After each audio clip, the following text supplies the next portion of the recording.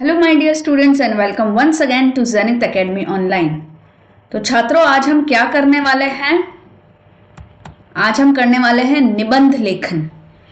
तो निबंध लेखन में आज का हमारा विषय है बाल श्रम एक सामाजिक कलंक, है ना। बाल श्रम का क्या अर्थ है? Child labour.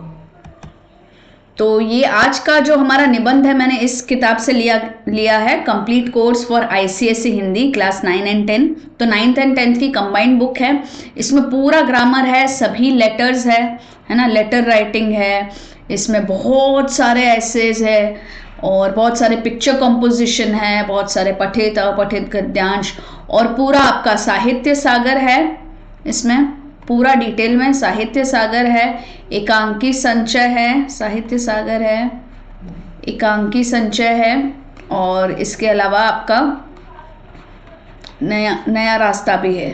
ओके, एकांकी संचय एंड नया रास्ता, ये सभी चीज़ें हैं इसमें पूरा डिटेल में। सभी तीनों बुक्स के question answers, important summary, everything, बहुत सारे लेटर्स, बहुत सारे एसेस।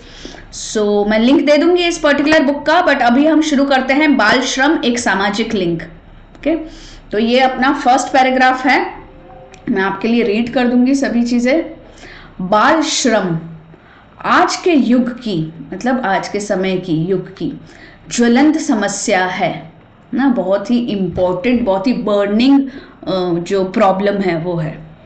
गृह उद्योग, कारखाने आदि में, है ना। गृह उद्योग क्या होता है? अपने छोटे छोटे जो घर पे हम चलाते हैं बिजनेस, घर के बिजनेस, कारखाने आदि में, एक्सेट्रा में, कारखाने यानी फैक्ट्रीज। श्रम यानी मेहनत करने वाले या काम करने वाले। 14 वर्ष की उम्र से कम बालकों को बाल श्रमिक कहा जाता है। तो बाल श्रमिक कौन होते हैं बच्चों? बाल श्रमिक वो होते हैं जो 14 वर्ष की उम्र से कम होते हैं। तो बाल श्रम आज के युग की एक ज्वलंत समस्या है। गृह उद्योग, कारखाने आदि में श्रम करने वाले 14 वर्ष की उम्र से कम बालकों को बाल श्रमिक कहा जाता है। दरिद्रता, दरिद्रता मतलब बहुत ही गरीबी वाली हालत। निर्धनता का भी वही अर्थ है ना। दरिद्र मतलब बहुत खराब हालत, निर्धनता मतलब बहुत गरीबी वाली हालत। तो दरिद्रता एवं यानी और निर्धनता के कारण, तो ये दो रीजंस है। बालकों को पेट की भूख मिटाने के लिए मजदूरी की भेंट चढ़ जाना पड़ता है। तो पेट की भूख मिटाने के लिए उन्हें मजदूरी करनी पड़ती है। सेकंड पैराग्राफ, संसार में सबसे अधिक बाल श्रमिक भारत में ही है। तो इसका मीनिंग तो एकदम क्लियर है। जिनकी संख्या मतलब जिसका नंबर कितना है, लगभग 12 करोड़ हो सकती है। वे बाल मन, बालपन एवं बाल हट, इनमें से कुछ भी नहीं जानते, है ना। बाल मन मतलब जैसा बच्चों का भोला सा मन होता है, बालपन की वो जो हरकतें करते हैं और जो हट करते हैं, जो बचपन में जो जिद करते हैं, ये सब चीज़ें इन्हें कुछ भी नहीं आती है। इन्हें नहीं मालूम कि भूख कब लगती है। जब उन्हें बचा कुचा या रूखा सूखा भोजन मिलता है, शायद उनके भोजन का वही समय होता है। गाली गलौज तथा मारपीट भी उनके भोजन का अहम हिस्सा होता है। तो इन्हें गाली गलौज भी सुनने पड़ती है, मारपीट का भी सामना करना पड़ता है। ठीक है। एक निजी सर्वेक्षण, सर्वेक्षण यानी सर्वे, और निजी मतलब विच इज नॉट गवर्नमेंटल, है ना। एक पर्सनल किसी ने सर्वे किया है ना। एक निजी सर्वेक्षण के अनुसार वर्तमान में बाल श्रमिकों की संख्या, वर्तमान मतलब एट प्रेजेंट, बाल श्रमिकों की क्या संख्या है? 15 से 17 करोड़ तक हो गई है, जिनमें से 30% यानी 30% बाल श्रमिक खेतों में, है ना, फार्म्स में काम करते हैं। 30 से 35%, 30 से 30 तक कल कारखानों में कार्यरत है मतलब वहाँ काम करते हैं। तथा शेष मतलब बचे हुए अनेक प्रकार के लघु कुटीर उद्योगों, लघु मतलब छोटे, है ना, कुटीर उद्योगों मतलब कॉटेज उद्योग, पत्थर के खानों में, है ना, पत्थर की माइंस में, चाय की दुकान में, होटलों में और घरों में मजदूरी करते हैं। ऐसे अनेक जोखिम भरे खतरनाक उद्योग भी है ना। ऐसे बहुत सारे और ऐसे काम भी है जहां बाल श्रमिक कार्य करते हैं, जैसे आतिशबाजी। बच्चों ये बहुत इंपॉर्टेंट पैराग्राफ है, ये लिखना ज़रूरी है अगर ऐसा कोई ऐसे आता है, क्योंकि यहाँ पे सबसे ज़्यादा हेल्थ हैजार्ड्स होते हैं। आतिशबाजी, माचिस उद्योग है ना, माचिस का कारखाना, जयपुर का बहुमूल्य पत्थर पॉलिश उद्योग, सूरत की हीरा पॉलिश उद्योग, फिरोजाबाद का कांच व चूड़ी उद्योग आदि। ये सब भी जगह ऐसी है, ये सब खतरनाक उद्योग है जहां बहुत जोखिम भरे काम करने पड़ते हैं बच्चों को।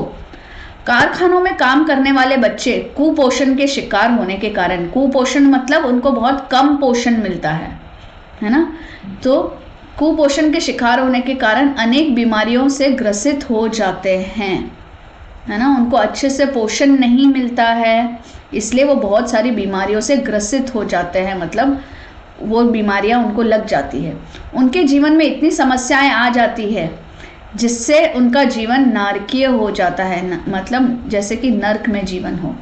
बाल श्रमिक जिन जिन उद्योगों में कार्यरत हैं, उनमें से कोई उद्योग ऐसा नहीं जहां बालकों को टीबी, कैंसर जैसे भयंकर रोग नहीं हुए हो। तो वहाँ ऐसे भयंकर रोग भी बच्चों को हो जाते हैं।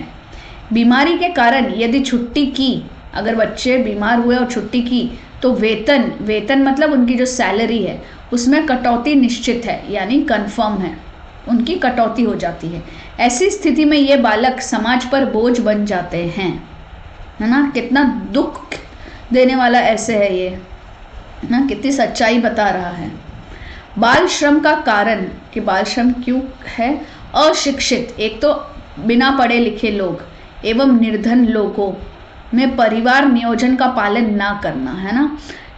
जो गरीब लोग होते हैं, जो अशिक्षित लोग होते हैं, अगर वो परिवार नियोजन का पालन नहीं करते हैं, परिवार नियोजन में क्या कहा जाता है कि 2 से अधिक बच्चे नहीं होने चाहिए, है ना।